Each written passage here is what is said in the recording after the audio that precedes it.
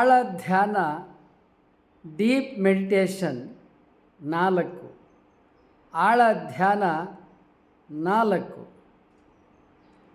ಧ್ಯಾನ ಮಾಡಿ ಶ್ರೀಮಂತರಾಗಿರಿ, ಧ್ಯಾನ ಮಾಡಿರಿ ಶತಾಯುಷಿಗಳಾಗಿರಿ, ಧ್ಯಾನ ಮಾಡಿರಿ ಆರೋಗ್ಯವಂತರಾಗಿರಿ, ಧ್ಯಾನ ಮಾಡಿ ಸರ್ವಸ್ವವನ್ನು ಪಡೆಯಿರಿ.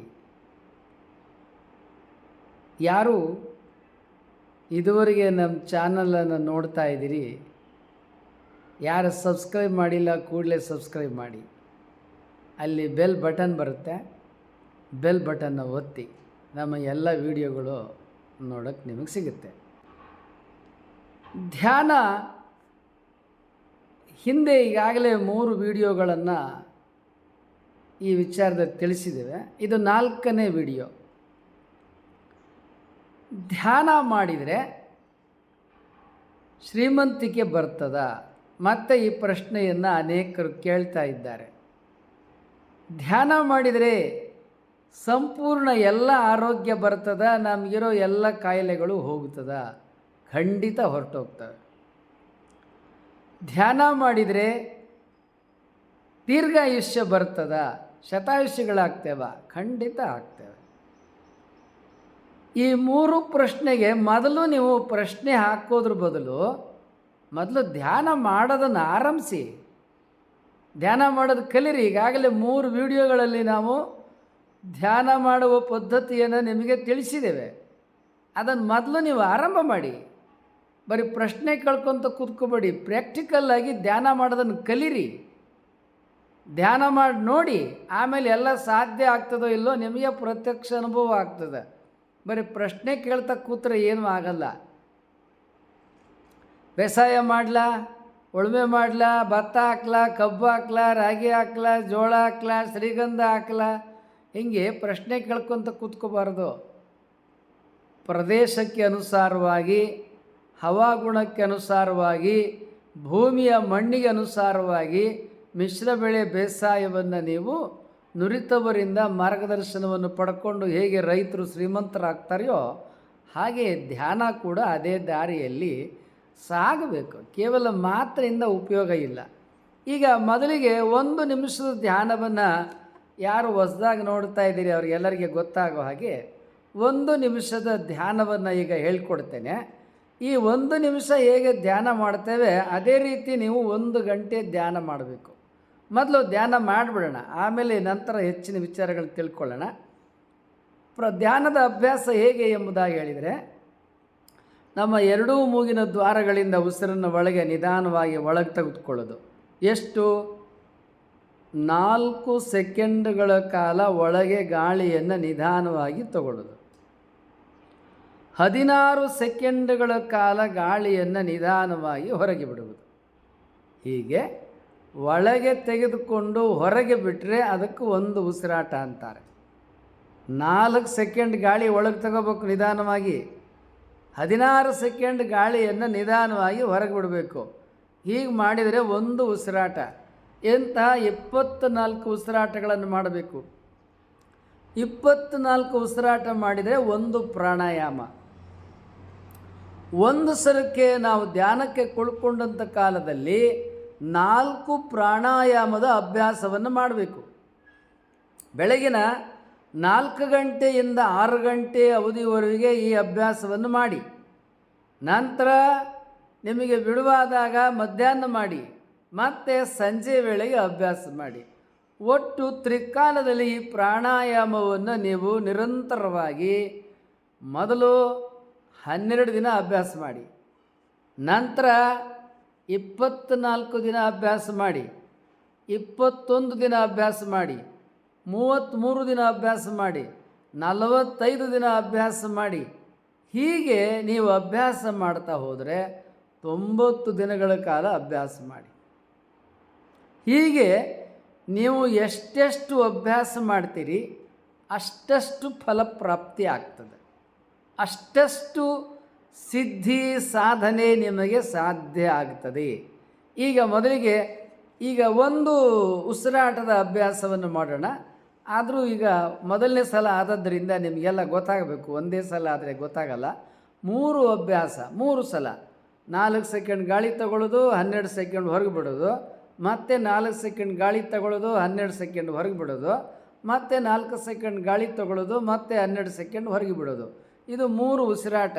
ಇಂತಹ 3 ಉಸಿರಾಟದ ಅಭ್ಯಾಸಗಳನ್ನು ಈಗ ಅಭ್ಯಾಸ ಮಾಡೋಣ. ಸಿದ್ಧತೆ. ಕೈಗಳನ್ನು ಹೀಗೆ 2 ಚಿನ್ಮುದ್ರೆಯಲ್ಲಿ ಇಟ್ಕೋಬೇಕು ಮತ್ತು ಈ ಕೈಗಳನ್ನು ನಮ್ಮ ತೊಡೆಯ ಮೇಲೆ ಇಟ್ಕೋಬೇಕು.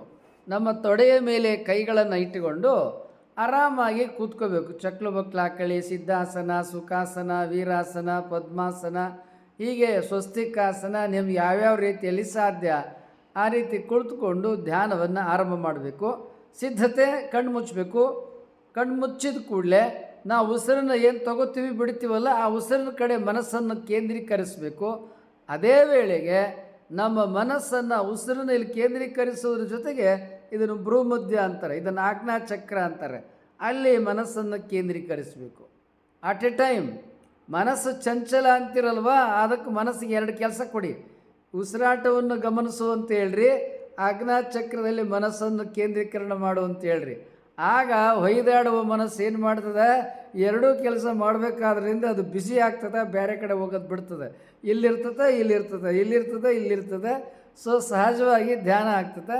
ಸಿದ್ಧತೆ. ಆರಂಭ. 3 ಉಸಿರಾಟಗಳು.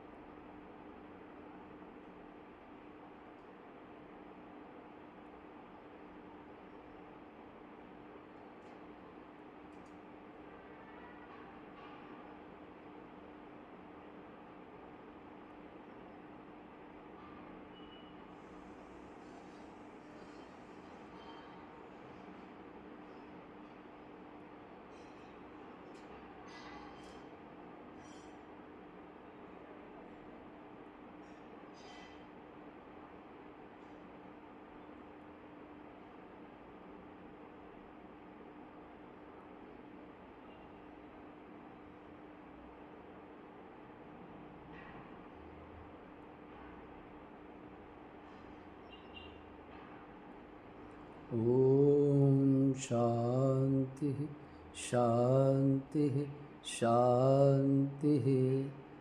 ನಾವು ಅಭ್ಯಾಸ ಮಾಡುವಾಗ ಜೊತೆಯಲ್ಲಿ ನೀವು ಅಭ್ಯಾಸ ಮಾಡಬೇಕು. ಸಿದ್ಧತೆ. ಆರಂಭ. ಮತ್ತೆ 3 ಉಸಿರಾಟ. ಸಿದ್ಧತೆ. ಆರಂಭ.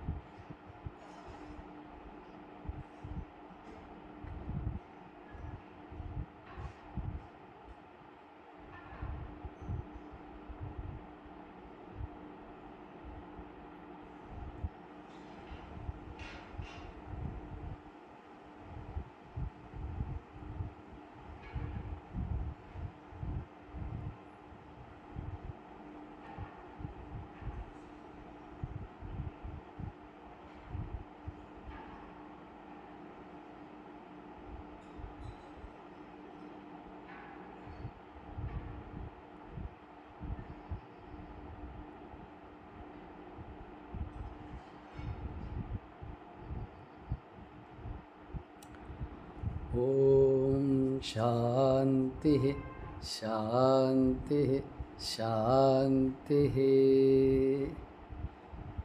ಸ್ವಾಮೀಜಿಯವರೇ, ಧ್ಯಾನ ಮಾಡೋದು ಭಾಳ ಕಷ್ಟ ಅಂತ ಅನೇಕ ಪ್ರಶ್ನೆಯನ್ನು ಕೇಳ್ತಾರೆ. ನೆನಪಿಟ್ಕೊಳ್ಳೋಕ್ಕಾಗಲ್ಲ. 4 ಸಲ ಉಸಿರು ತೊಗೊತಾ ಇದ್ದಾಗ 4 ಸಲ 4 ಸೆಕೆಂಡು ಮತ್ತು 16 ಸೆಕೆಂಡ್ ಹೊರಗೆ ಬಿಡೋದು, 4 ಸೆಕೆಂಡು ಒಳಗೆ ತೊಗೊಳ್ಳೋದು ಮತ್ತು ನಿಧಾನವಾಗಿ ತೊಗೊಳ್ಳೋದು.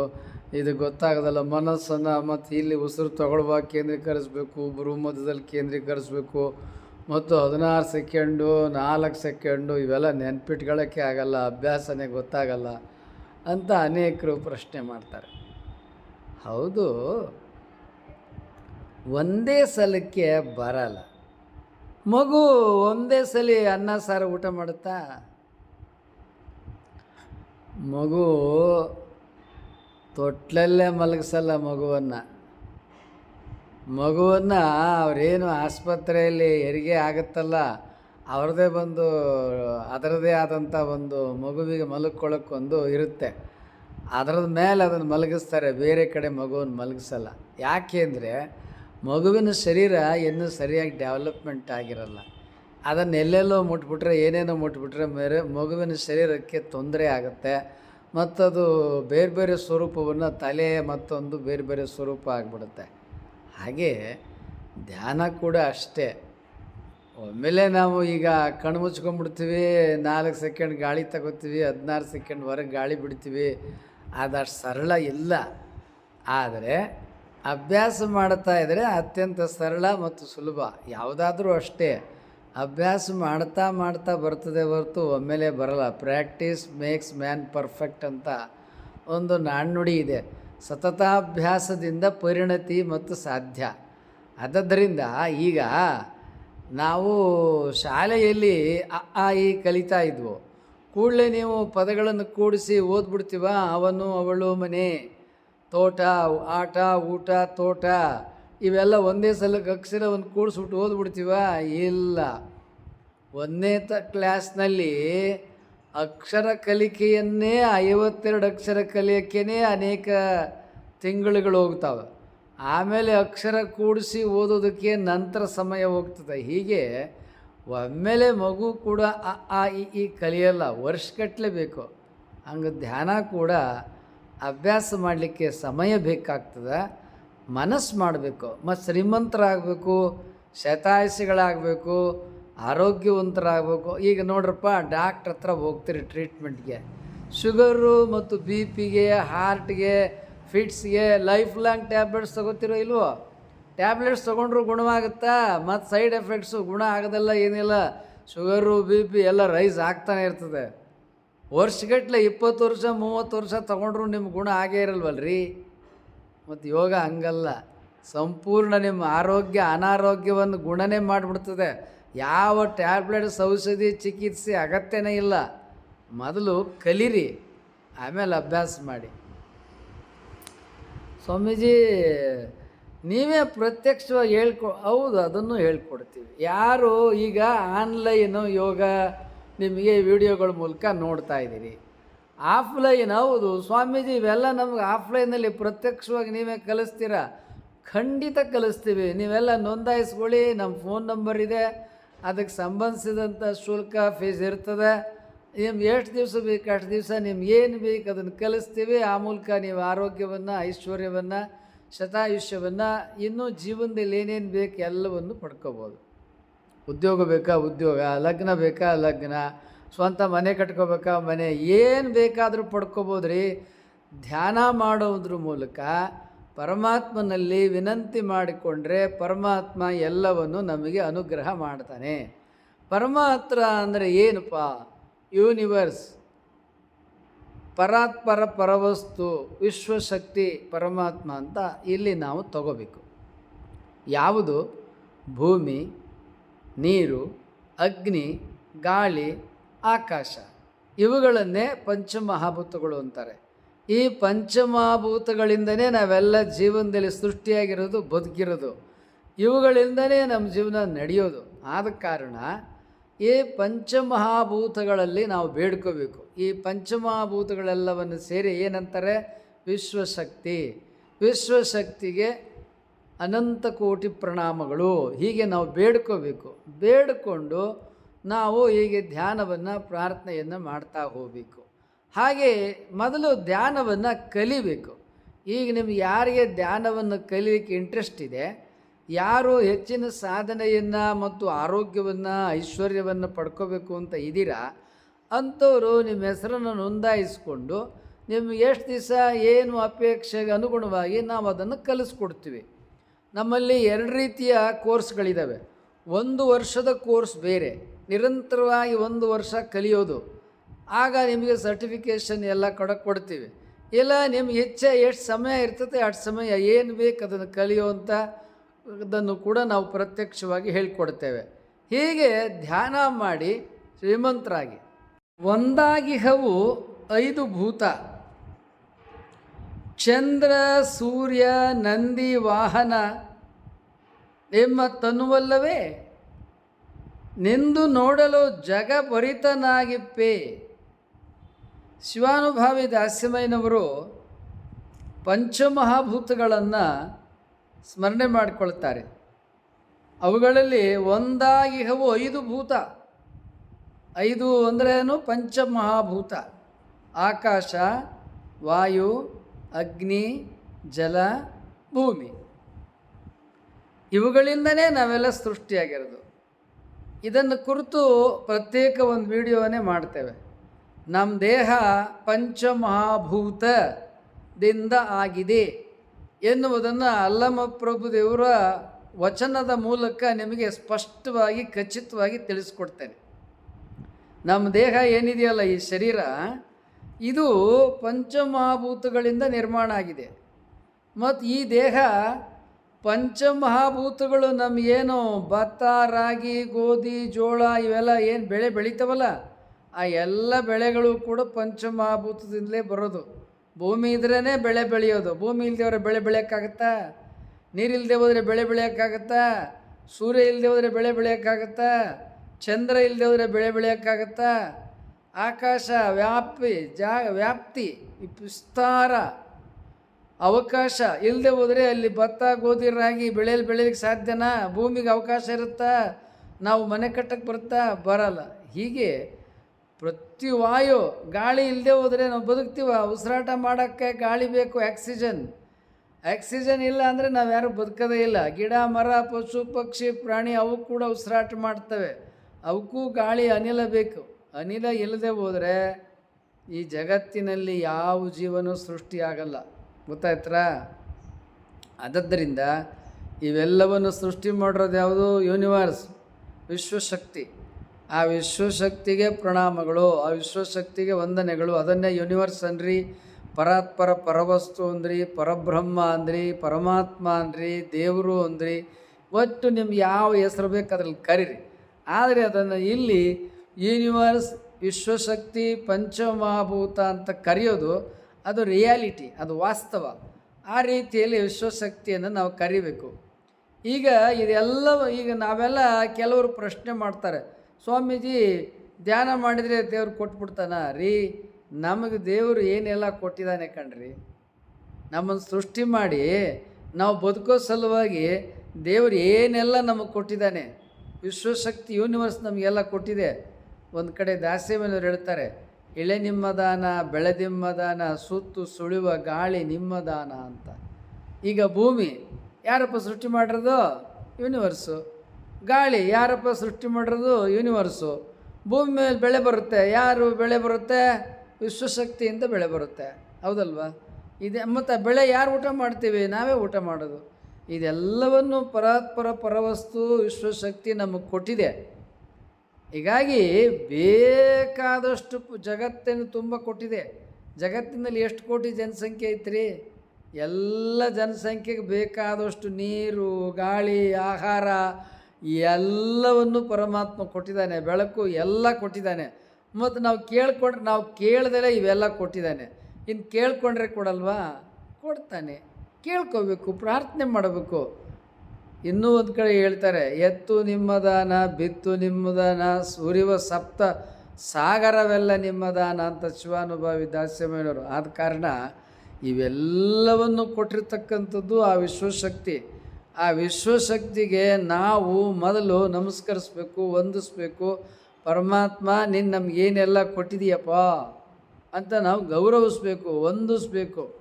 ಈಗ ನಾವು ಮತ್ತೆ ಮತ್ತೆ ಕೇಳ್ತಕ್ಕಂಥ ಸಂದರ್ಭದಲ್ಲಿ ಪರಮಾತ್ಮ ಈಗ ನಮಗೇನು ಕೊಟ್ಟಿದ್ದಾನಲ್ಲ, ಕೊಟ್ಟಿರೋದಕ್ಕೊಂದು ಪುಣ್ಯ ಸ್ಮರಣೆ ಬೇಡವಾ, ಕೃತಜ್ಞತೆ ಉಪಕಾರ ಸ್ಮರಣೆ ಬೇಡವಾ?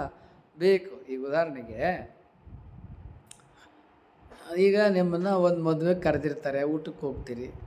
ಅಲ್ಲಿ ಹೊಟ್ಟೆ ತುಂಬ ಚೆನ್ನಾಗಿ ರುಚಿ ರುಚಿಯಾದ ಊಟ ಮಾಡ್ತಾರೆ. ಊಟ ಮಾಡಿದ್ಮೇಲೆ ಏನು ಮಾಡ್ತೀರಿ? ನೀವು ಅವ್ರಿಗೆ ಹೇಳಿ ಬರ್ತೀರಿ, ನಿಮಗೆ ಥ್ಯಾಂಕ್ಸ್, ನಮಗೆ ಚೆನ್ನಾಗಿ ಊಟ ಹಾಕಿದ್ರಿ, ಊಟ ಚೆನ್ನಾಗಿ ಅಡುಗೆ ಮಾಡಿಸಿದ್ರಿ, ವಂದನೆಗಳು ಅಂಥೇಳಿ ಅವ್ರ ಕೈ ಕುಲ್ಕಿ ಬರ್ತೀರ. ಒಂದು ಊಟ ಹಾಕಿದ್ದಕ್ಕೆ ಕೈ ಕುಲುಕ್ತೀರಾ, ನಮಸ್ಕಾರ ಮಾಡಿ ಬರ್ತೀರಾ. ಮತ್ತು ಪರಮಾತ್ಮ ನಮ್ಗೆ ಏನೆಲ್ಲ ಕೊಟ್ಟಿದ್ದಾನೆ ಅಲ್ವಾ? ಅಲ್ರಿ, ಈ ಗಾಳಿ, ನಾವು ಗಾಳಿ ಇಲ್ಲದೆ ಬದುಕಾಗತ್ತಾ? ಉಸಿರಾಟ ಮಾಡಿದೆ ಪ್ರತಿ ಸೆಕೆಂಡು ನಾವು ಉಸಿರಾಟ ಮಾಡ್ತಾನೆ ಇರಬೇಕು. ಉಸಿರಾಟ ಮಾಡಿದ್ರೇ ನಾವು ಜೀವಂತ ಇರ್ತೀವಿ, ಇಲ್ಲ. ಇದೇ ಗಾಳಿಯನ್ನು ನಾವು ಆಸ್ಪತ್ರೆಗೆ ಹೋದರೆ ICUನಲ್ಲಿ ಇಟ್ಟಾಗ ದುಡ್ಡು ಕೊಡಬೇಕು, ಎಷ್ಟೊಂದು ದುಡ್ಡು ಕೊಡಬೇಕು. ಪರಮಾತ್ಮ ಜಗತ್ತಿನಲ್ಲಿ ಪುಕ್ಸಟ್ಟೆ ಕೊಟ್ಟಿದ್ದಾನಲ್ರಿ. ಮತ್ತು ಅದಕ್ಕೆ ಪುಕ್ಸಟ್ಟೆ ಕೊಟ್ಟಿರೋ ಪರಮಾತ್ಮನಿಗೆ ನಾವು ಒಂದು ನಮಸ್ಕಾರ, ಥ್ಯಾಂಕ್ ಯು, ವಿಶ್ವಶಕ್ತಿಗೆ ವಂದನೆಗಳು, ಕೃತಜ್ಞತೆಗಳು, ನಮಸ್ಕಾರಗಳು ಅಂದ್ರೆ ನಾವೇನ್ರಿ ಕಳ್ಕೊಳ್ತೀವ? ಏನಾರು ಕಳ್ಕೊಳ್ತೀವ? ಇಲ್ಲವಲ್ಲ. ಆದ್ದರಿಂದ ಈ ಉದಾಹರಣೆಗೆ, ಈಗ ಯಾವುದೋ ಒಂದು ಕಚೇರಿಗೆ, ಸರ್ಕಾರಿ ಇಲಾಖೆಗೆ ಹೋಗ್ತೀರಿ.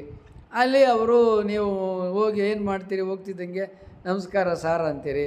ಅವರಲ್ಲಿ ರಿಕ್ವೆಸ್ಟ್ ಮಾಡ್ಕೊಳ್ತೀರಿ. ಅವ್ರು ಕೆಲಸ ಮಾಡಿಕೊಟ್ರೆ, ಸಾರ್ ನಿಮ್ಮಿಂದ ಭಾಳ ಉಪಕಾರ ಆಯಿತು ಸಾರ್, ನಮಸ್ಕಾರ ಸಾರ್, ನಮಸ್ಕಾರ ಸಾರ್ ಅಂಥೇಳಿ ಭೂಮಿಗೆ ಇಳಿದೋಗೋಂಗೆ ನಮಸ್ಕಾರ ಮಾಡ್ತೀರಿ. ಫೈಲ್ ಒಂದು ಸಿಗ್ನೇಚರ್ ಮಾಡಿ ಒಂದು ಲೆಟ್ರ್ ಕೊಟ್ರೇ ಎಷ್ಟು ಕೃತಜ್ಞತೆ ತೋರಿಸ್ತೀರಿ. ಪರಮಾತ್ಮ ನಮ್ಮ ಸೃಷ್ಟಿ ಮಾಡಿದ್ದಾನೆ, ಪ್ರಪಂಚನೆಲ್ಲ ಸೃಷ್ಟಿ ಮಾಡಿದ್ದಾನೆ, ನಮ್ಮ ಉಣ್ಣೋಕ್ಕೆ, ಉಡೋಕ್ಕೆ, ಬದುಕೋಕ್ಕೆ ಏನೆಲ್ಲ ಕೊಟ್ಟಿದ್ದಾನೆ ಅಂತ ಪರಮಾತ್ಮನಿಗೆ, ಪರಮಾತ್ಮ ನಮ್ಮನ್ನು ಚೆನ್ನಾಗಿಟ್ಟಿದೆಯಪ್ಪ, ನಮ್ಮ ಏನೆಲ್ಲ ನೀ ಕೊಟ್ಟಿದೆಯಪ್ಪ, ನಿನಗೆ ಅನಂತ ಕೋಟಿ ನಮಸ್ಕಾರಗಳು, ವಿಶ್ವಶಕ್ತಿಗೆ ಕೋಟಿ ಕೋಟಿ ನಮಸ್ಕಾರಗಳು, ಕೃತಜ್ಞತೆಗಳು ಅಂತ ಹೇಳೋಕ್ಕೆ ನಮಗೇನು ಕೊರತೆ ಕಡಿಮೆ ಆಗಿದೆ ಅಲ್ವಾ? ನಂತರ ಅನೇಕರು ಪ್ರಶ್ನೆ ಕೇಳ್ತಾರೆ, ಸ್ವಾಮೀಜಿ ದೇವ್ರು ನಮಗೇನು ಕೊಟ್ಟವನೆ ಅಂತ. ಏನು ಕೊಟ್ಟವನೆ ಅಂತೀರ, ಏನು ಕೊಟ್ಟಿಲ್ಲ ಅಂಥೇಳಿ. ಸ್ವಲ್ಪ ನೀವು ಅಕ್ಕಪಕ್ಕ ಕಣ್ತಿರೋದು ನೋಡಿ. ಪಾಪ ಎಷ್ಟೋ ಜನರು, ಅವರಿಗೆ ಕಣ್ಣಿಲ್ಲ, ಕಾಲಿಲ್ಲ, ಕಿವಿ ಕೇಳಿಸಲ್ಲ, ಕೈ ಇಲ್ಲ, ಹೀಗೆ ವಿಕಲಾಂಗರಾಗಿ ಹುಟ್ಟಿರೋದನ್ನು ನೋಡ್ತೇವೆ.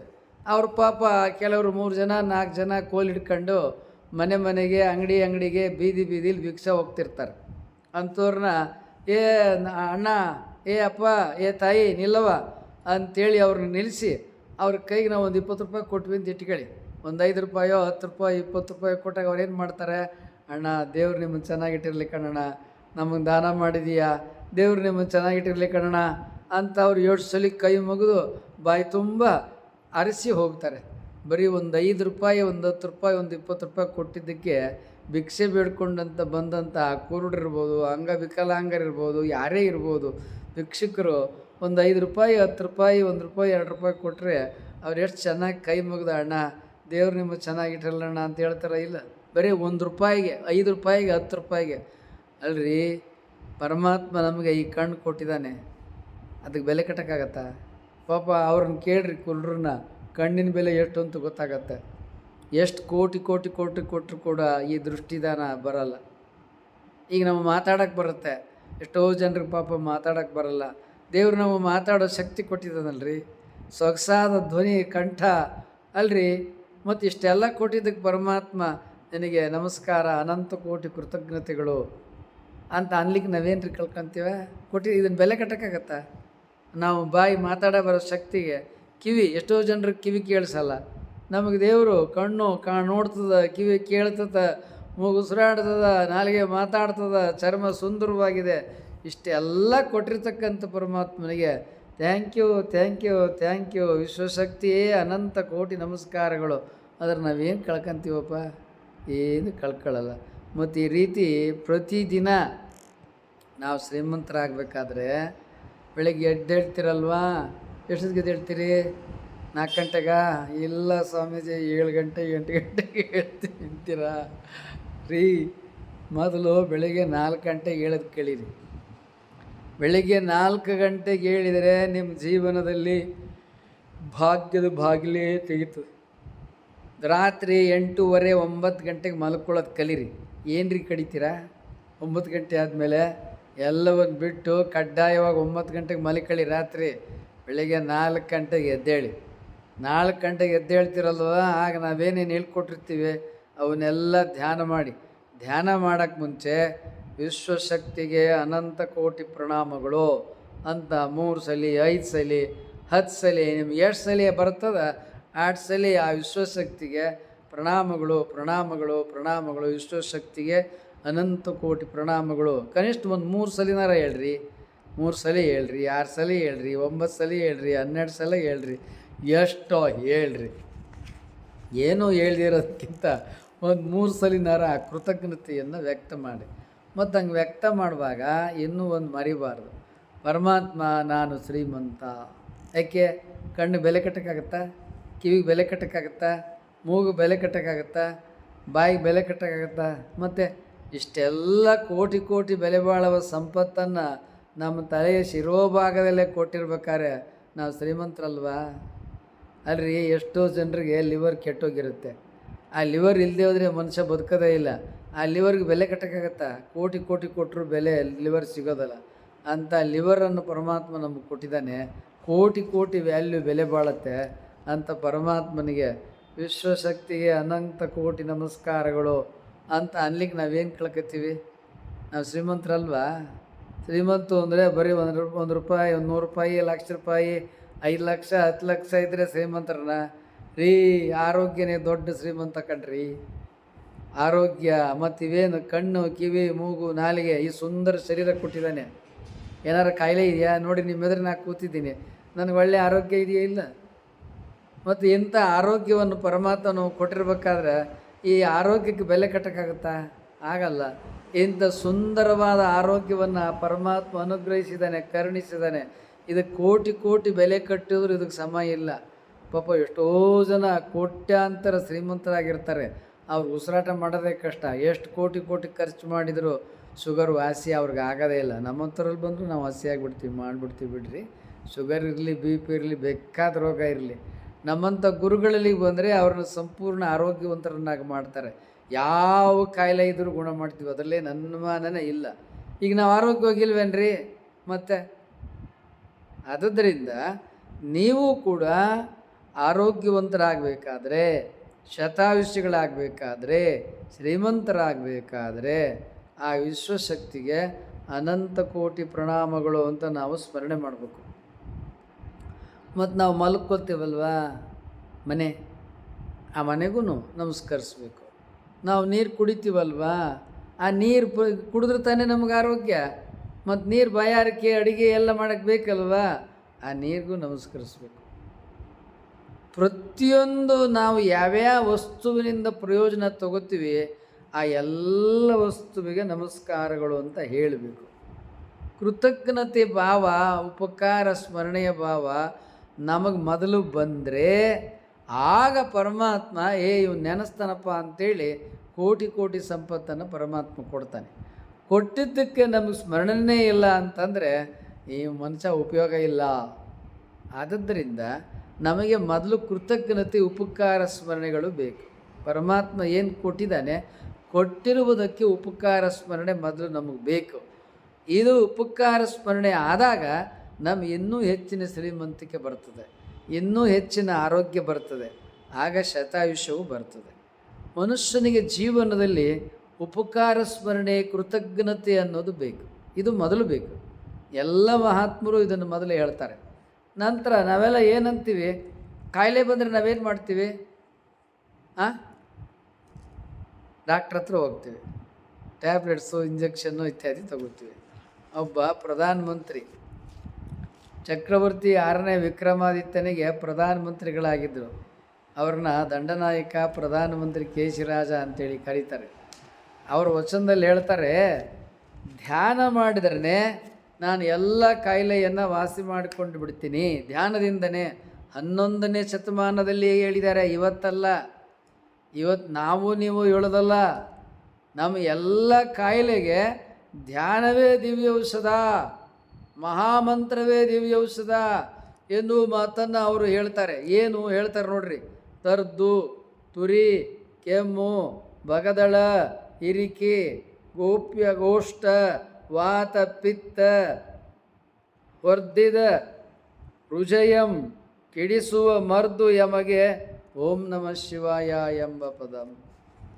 ಅವ್ರು ಏನು ಹೇಳ್ತಾರೆ ಈ ಕಂದ ಪದದೊಳಗೆ, ನಾನು ಯಾವ ರೋಗ ಬಂದರೆ ನಾನು ಮಹಾಮಂತ್ರ ಸ್ಮರಣವನ್ನು ವಿಶ್ವಶಕ್ತಿಯನ್ನು ಸ್ಮರಣೆ ಮಾಡ್ತೀನಿ ಅಂತಾರೆ. ಈಗ ತರ್ದು ಅಂದರೆ ಚರ್ಮದ ಮೇಲೆ ಗುಳ್ಳೆಗಳು ಹೇಳ್ತವೆ, ತುರಿಕೆ ಆಗ್ತದೆ, ಕೆಮ್ಮು ಬರ್ತದೆ, ನೆಗಡಿ ಆಗ್ತದೆ, ಅನೇಕ ದೊಡ್ಡ ದೊಡ್ಡ ಗುಳ್ಳೆಗಳಾಗ್ತವ. ಇಂಥ ಏನೇ ಬರಲಿ, ಅಷ್ಟೇ ಅಲ್ಲ, ವಾತ ಪಿತ್ತ ಕಫದಿಂದ ಬೇರೆ ಬೇರೆ ಏನೇನೋ ರೋಗಗಳೆಲ್ಲ ಬರ್ತವೆ. ಈ ಎಲ್ಲ ಏನೇ ರೋಗಗಳು ಬರಲಿ ಅದಕ್ಕೆ ಅವ್ರು ಕೊನೆದಾಗ ಏನು ಹೇಳ್ತಾರೆ, ರುಜಯಂ, ಕೆಡಿಸುವ ಮರ್ದು. ಈ ರುಜೆ ಅಂದರೆ ರೋಗ. ಈ ರೋಗಗಳನ್ನು ಗುಣ ಮಾಡ್ತಕ್ಕಂಥ ಔಷಧಿ ಯಾವುದಪ್ಪ ಅಂತ ಹೇಳಿದರೆ ಧ್ಯಾನ. ಅವ್ರು ಪ್ರಧಾನಮಂತ್ರಿ ಕಣ್ರಿ, ಚಕ್ರವರ್ತಿ 6ನೇ ವಿಕ್ರಮಾದಿತ್ಯನಿಗೆ ಪ್ರಧಾನಮಂತ್ರಿ. ಯಾವಾಗ? ಕ್ರಿಸ್ತ ಶಕ 165ರಿಂದ 135ರವರೆಗೆ ಅವರು ಬದುಕಿದ್ರು. ಅವರು 104, 105, 106, 132ರಲ್ಲಿ ಅವ್ರ ಶಾಸನಗಳು ಸಿಕ್ಕಿದ್ದಾವೆ. ಅವರು ಈ ಶಾಸನದಲ್ಲಿ ಹೇಳ್ತಾರೆ, ಅವರು ಬರೆದಂಥ ಕಂದ ಪದ್ಯಗಳಲ್ಲಿ ಧ್ಯಾನದ ವಿಚಾರವನ್ನು ಹೇಳ್ತಾ, ನಾನು ಏನೇ ರೋಗ ಬಂದರೂ ಕೂಡ ನಾನು ಧ್ಯಾನದಿಂದ ವಾಸಿ ಮಾಡಿಕೊಳ್ತೀನಿ. ಪ್ರಾಚೀನ ಕಾಲದಿಂದಲೂ ಕೂಡ ನಾವು ಧ್ಯಾನ ಮಾಡಿ ಆರೋಗ್ಯವನ್ನು ಪಡ್ಕೊಳ್ತಕ್ಕಂಥದ್ದು ಈ ದೇಶದಲ್ಲಿ, ಭಾರತ ದೇಶದಲ್ಲಿ ನಡೆದು ಬಂದಿದೆ. ಅಂದಮೇಲೆ ಇವತ್ತು ನಾವು ವಿಜಯಕುಮಾರ್ ಮಹಾನುಭಾವಗಳ ಮುಂದೆ ಹೇಳೋದಲ್ಲ, ಇದನ್ನು ಬಹಳ ಹಿಂದಿನ ಕಾಲದಿಂದಲೂ ಕೂಡ ಮಹಾತ್ಮರು ತಪಸ್ಸುಗಳು ಹೇಳ್ತಾ ಬಂದಿದ್ದಾರೆ. ಆದ್ದರಿಂದ ನಾವು ನಿಮ್ಗೆ ಹೇಳೋದೇನಪ್ಪ, ಯಾರು ಈ ವಿಡಿಯೋ ನೋಡ್ತಾ ಇದ್ದೀರಿ ಗೊತ್ತಾಗದೆ ಹೋದರೆ ಇನ್ನೊಮ್ಮೆ ವಿಡಿಯೋವನ್ನು ಮೊದಲಿಂದನೂ ನೋಡಿ, ಗೊತ್ತಾಗದೆ ಹೋದರೆ ಇನ್ನೊಮ್ಮೆ ನೋಡಿ. ಧ್ಯಾನ ಅಂದ್ರೇನು, ಧ್ಯಾನ ಯಾಕೆ ಮಾಡಬೇಕು, ಧ್ಯಾನದ ಪ್ರಯೋಜನಗಳೇನು, ಇವೆಲ್ಲ ಸೇರಿಸಿದ್ದಾವೆ. ಇವೆಲ್ಲವನ್ನು ಮತ್ತೆ ಮತ್ತೆ ನೀವು ನೋಡ್ತಾ ಬಂದರೆ ನಿಮಗೆಲ್ಲವೂ ಅದರಲ್ಲಿ ಪ್ರತ್ಯಕ್ಷವಾಗಿ ಮನವರಿಕೆ ಆಗುತ್ತೆ. ಆದ ಕಾರಣ ನಿಮಗೆಲ್ಲರಲ್ಲಿ ನಾನು ಇವನು ತಿಳಿಸ್ತಾ ಇರ್ತಕ್ಕಂಥದ್ದೇನಪ್ಪ ಅಂತೇಳಿದರೆ, ನೀವು ಮತ್ತೆ ಮತ್ತೆ ಧ್ಯಾನ ಮಾಡಿ ಶ್ರೀಮಂತಿಕೆಯನ್ನು ಪಡೆದುಕೊಳ್ಳಿ, ಆರೋಗ್ಯವನ್ನು ಪಡೆದುಕೊಳ್ಳಿ, ಶತಾಯುಷ್ಯವನ್ನು ಪಡೆದುಕೊಳ್ಳಿ ಎನ್ನೋ ವಿಚಾರವನ್ನು ನಿಮ್ಮ ಮುಂದೆ ಗಮನಕ್ಕೆ ತರ್ತಾ ಇದ್ದೇನೆ. ವಿಜಯ TV 12. ನಾವು ಪೂಜ್ಯ ಶ್ರೀ ಡಾಕ್ಟರ್ ವಿಜಯಕುಮಾರ್ ಮಹಾನುಭಾವಗಳು, ಜಗದ್ಗುರು ಪ್ರಭುದೇವ ಧರ್ಮಪೀಠ ತಪಸ್ವಿಗಳು. ನಮ್ಮ ಜೀವನವನ್ನು ತಪಸ್ಸು, ಅನುಭವ, ಪ್ರವಚನ, ಯೋಗದಲ್ಲಿ ಕಳೆದಿದ್ದೇವೆ. ಸಾವಿರ ಶಿಷ್ಯರನ್ನು ಯೋಗ ತರಬೇತಿ ಕೊಟ್ಟು ನಾವು ನಿರ್ಮಾಣ ಮಾಡಿದ್ದೇವೆ. ನೀವು ಇದುವರೆಗೆ ಯಾರು ನಮ್ಮ ಚಾನಲನ್ನು ಸಬ್ಸ್ಕ್ರೈಬ್ ಮಾಡ್ಕೊಳ್ಳದೆ ಹಾಗೆ ನೋಡ್ತಾ ಇದ್ದೀರಿ, ಕೂಡಲೇ ಸಬ್ಸ್ಕ್ರೈಬ್ ಮಾಡ್ಕೊಳ್ಳಿ. ಮತ್ತು ಅಲ್ಲಿ ಬೆಲ್ ಬಟನ್ ಬರುತ್ತೆ, ಅಲ್ಲಿ ಬೆಲ್ ಬಟನನ್ನು ಒತ್ತಿ. ಮತ್ತು ನಿಮ್ಗೆ ಏನೇನು ವಿಷಯ ಮಾಹಿತಿಗಳು ಬೇಕು, ನಮ್ಮ ಎಲ್ಲ ವಿಡಿಯೋಗಳನ್ನು ಇನ್ನೊಮ್ಮೆ ನೋಡಿ ಮನವರಿಕೆ ಮಾಡ್ಕೊಳ್ಳಿ. ನಿಮ್ಗೆ ಏನಾದರೂ ಪ್ರಶ್ನೆ ಇದ್ದರೆ ಕಾಮೆಂಟ್ ಮಾಡಿ, ನಾವು ನಿಮ್ಮ ಎಲ್ಲ ಪ್ರಶ್ನೆಗಳಿಗೆ ನಗನಗುತ್ತಾ ಉತ್ತರಿಸ್ತೀವಿ. ನಿಮಗೆ ಸಂಪೂರ್ಣ ಆರೋಗ್ಯ ಬರಲಿ, ಎಲ್ಲರೂ ಐಶ್ವರ್ಯವಂತರಾಗಿ, ಎಲ್ಲರೂ ಶತಾಯುಷಿಗಳಾಗಿ.